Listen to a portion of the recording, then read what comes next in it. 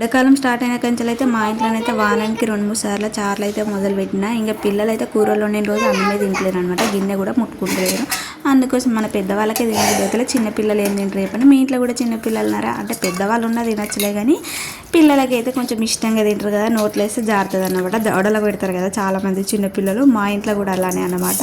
ఇలానైతే వేయండి. టమాటాలు అయితే తీసుకొని దాంట్లో కొంచెం చింతపండు గిట్ల వేసుకొని ఉడకబెట్టుకోండి. అవి ఉడికినాక చల్లారినాక రసం అయితే తీసుకొని పక్క పెట్టుకున్నాక ఇప్పుడు తాలింపు కోసం ఒక గిన్నె పెట్టుకొని ఆవాలు, జీలకర్ర, కొన్ని మెంతులు, ఎండుమిరపకాయ, కరివేపాకు, ఉల్లిపాయ, కొంచెం ఇంగువ, పసుపు, ఎల్లిపాయ కూడా వేసుకుంటా. దంచి అయితే నేను మర్చిపోయినా, లాస్ట్కి అయితే వేసిన. ఇంకా దీంట్లోనైతే ఇప్పుడైతే రసం అయితే వేసుకొని అది అందులో వేసినాక తర్వాత కారము, జీలకర్ర, మెంతుల పొడి, ఉప్పు ఎంత పడుతుందో అంత వేసుకోండి. అది దించే టైంకి కొత్తిమీర కూడా వేసుకొని, నేను ఎల్లిపాయ మర్చిపోయినా కదా లాస్ట్కి అయితే వేసిన అన్నమాట. ఇక నచ్చితే లైక్ వేసుకోండి, కొత్త వాళ్ళు సబ్స్క్రైబ్. Bye bye.